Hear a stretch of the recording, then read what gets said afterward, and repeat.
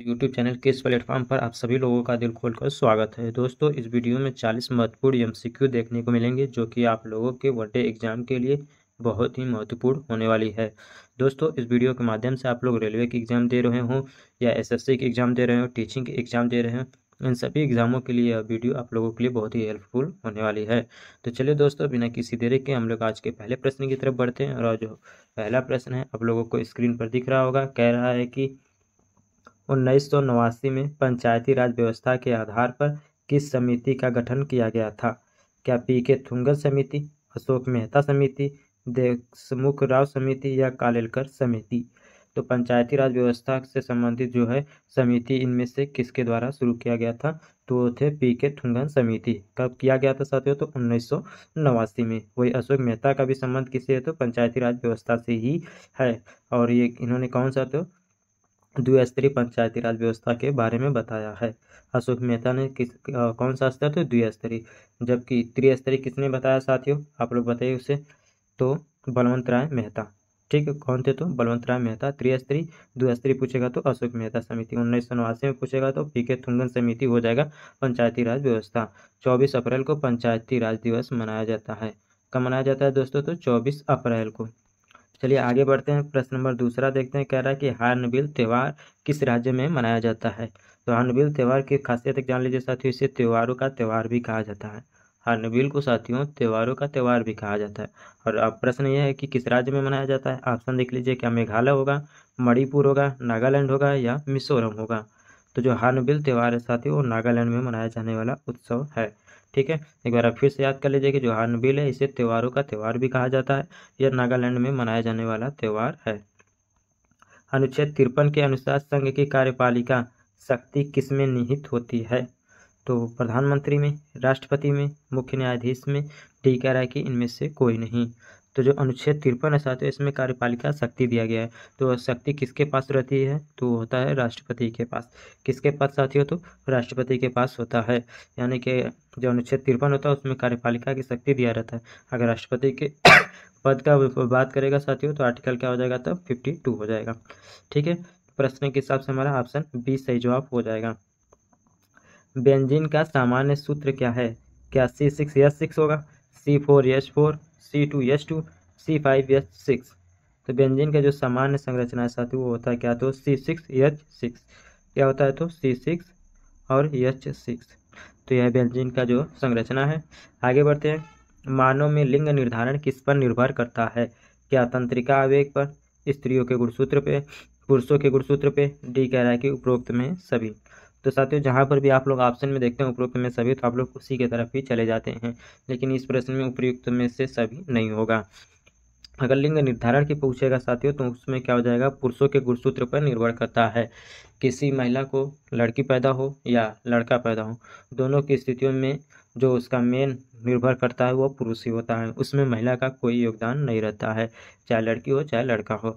अगर पुरुष यहाँ पर यक्स देख लीजिए, यहाँ पर यक्स, और दोनों में क्या है? तो फीमेल में क्या होता है? तो यक्स एक्स ही होता है, या मेल में क्या होता है? तो यक्स वाई होता है। अगर यक्स एक्स मिल जाएगा तो क्या हो जाएगा? तो फीमेल लड़की पैदा होगी, और यक्स एक्स मिल जाएगा तो क्या हो जाएगा? तो मेल पैदा हो जाएगा। यानी कि फीमेल के पास तो दोनों स्थितियों में क्या है? तो यक्स एक्स ही है, लेकिन एम के पास क्या है? तो यक्स और वाई दोनों है। तो इसलिए लिंग निर्धारण में साथियों क्या हो जाता है? तो पुरुषों के गुणसूत्र पर निर्भर होता है। यानी कि प्रश्न नंबर 5 क्या हो जाएगा? तब ऑप्शन सी सही जवाब हो जाएगा। आगे देखते हैं साथियों। प्रथम वित्त आयोग के अध्यक्ष कौन थे? ऑप्शन देख लीजिए साथियों। के एन के सिन्हा थे, वाई भी रेड्डी थे, के सी नियोगी थे, डी कह रहा है कि इनमें से कोई नहीं। तो प्रथम वित्त आयोग के जो अध्यक्ष थे वो कौन थे? तो के सी नियोगी थे। कौन थे साथियों? तो के सी नियोगी थे। ठीक है, आगे बढ़ते हैं। ब्लीचिंग पाउडर बनाने के लिए किस गैस की क्रिया कराई जाती है? क्या क्लोरीन की कराई जाती है, नाइट्रोजन की कराई जाती है, या फ्लोरीन की कराई जाती है, या इनमें से किसी की नहीं? तो ब्लीचिंग पाउडर बनाने के लिए क्लोरीन से अभिक्रिया कराई जाती है।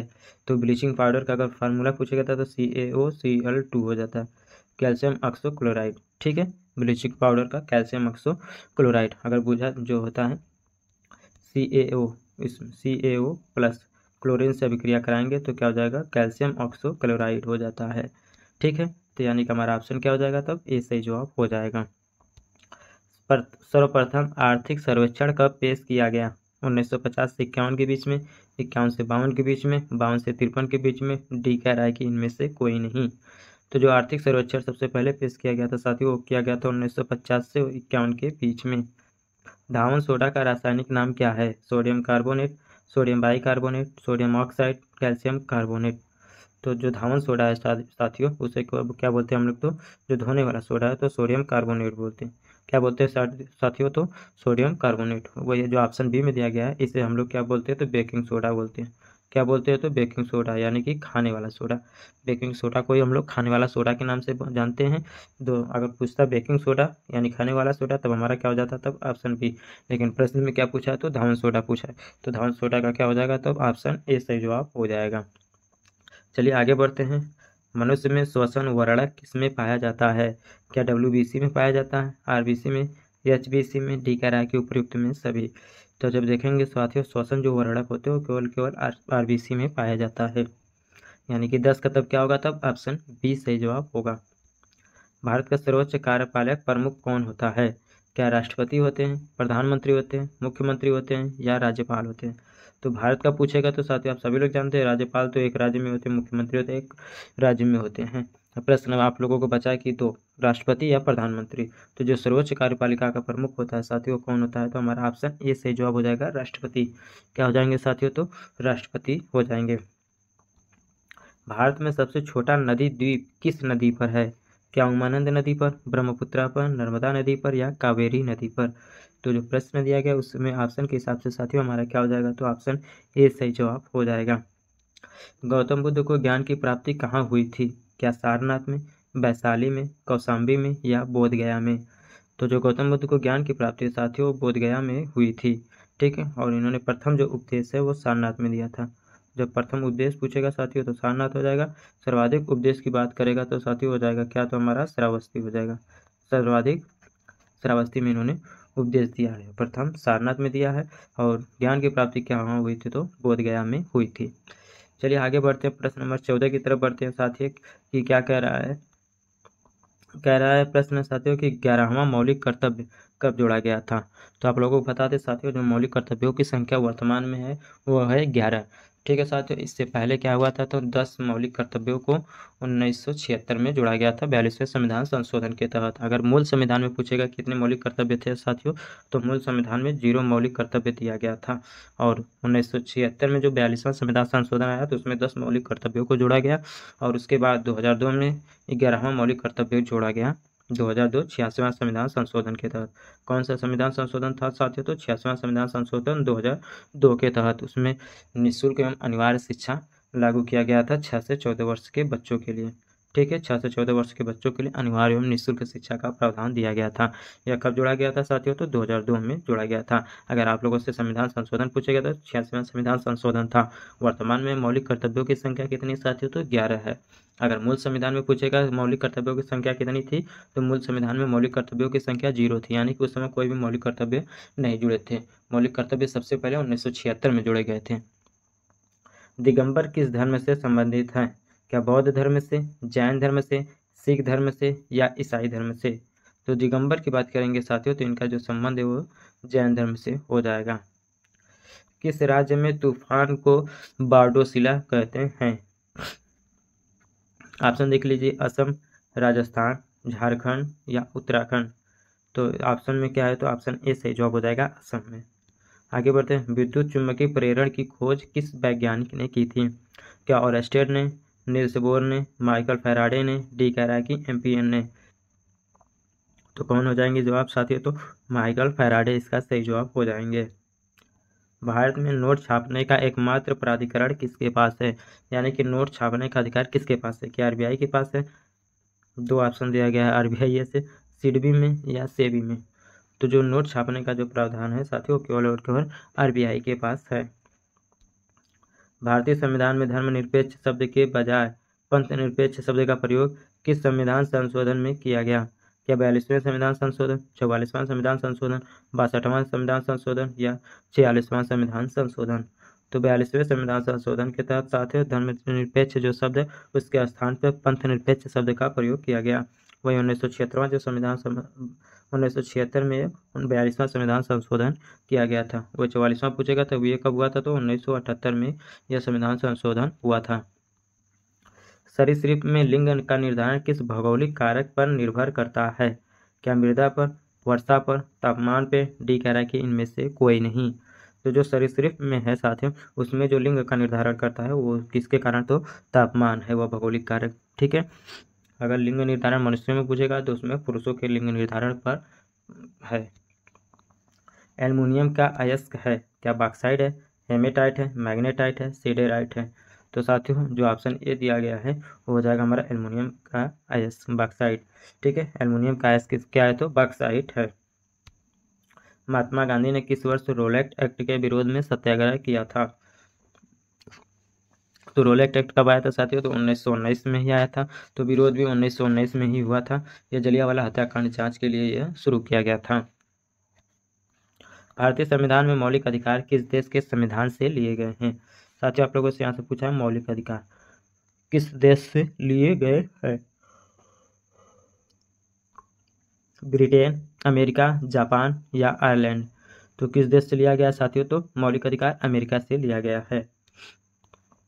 निरपेक्ष अपवर्तनांक का मान कितना होता है? क्या 1 होता है, 1 से अधिक होता है, 0 होता है या 1 से कम? तो जो निरपेक्ष मान अपवर्तनांक होता है साथियों, उसका जो मान होता है वो 1 से अधिक होता है, यानी कि 24 का ऑप्शन बी से जवाब हो जाएगा।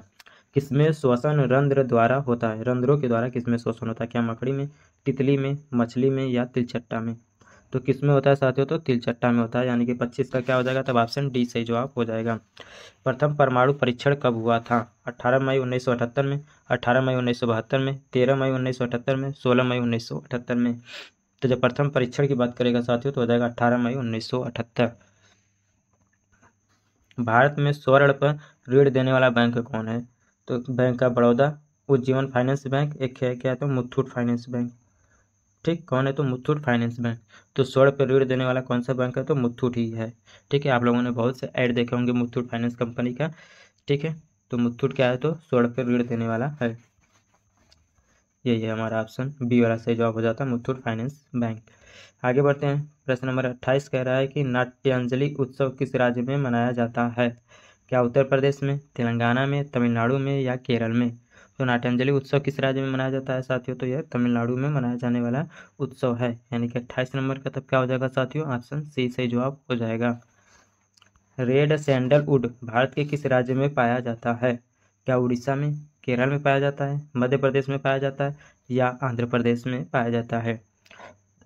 तो जो रेड सैंडलवुड है वो भारत के जो आंध्र प्रदेश राज्य है वहाँ पर यह पाया जाता है।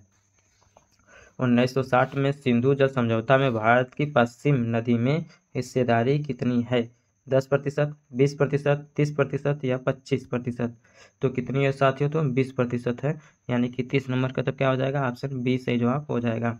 कोयले के अपूर्ण दहन से कौन सी गैस निकलती है? Carbon monoxide, carbon dioxide, sulphur dioxide, nitrous oxide? तो कोयले के अपूर्ण दहन से कार्बन डाइऑक्साइड गैस निकलती है, यानी कि 31 का तो क्या होगा, ऑप्शन बी सही जवाब हो जाएगा। डोलड्रम पेटी में किस प्रकार का प्रभाव होता है? निम्न दबाव, उच्च दबाव, उपरोक्त दोनों? डी कह रहा है कि इनमें से कोई नहीं। तो जो डोलड्रम पेटी है साथियों उसमें क्या हो जाएगा, तो प्रभाव निम्न दबाव हो जाएगा। अवतल दर्पण में वास्तविक और उल्टा प्रतिबिंब के लिए पिंड को कहाँ रखेंगे? वक्रता केंद्र पर, फोकस पर, ध्रुव पर या वक्रता केंद्र से परे? तो अवतल दर्पण में जो वास्तविक और उल्टा प्रतिबिंब प्राप्त करने के लिए साथियों हम लोग वक्रता केंद्र से परे यानी वक्रता केंद्र से दूर रखेंगे, तब जाकर प्राप्त होगा। पौधे किस प्रक्रिया के द्वारा कार्बन डाइऑक्साइड यानी कि CO2 छोड़ते हैं?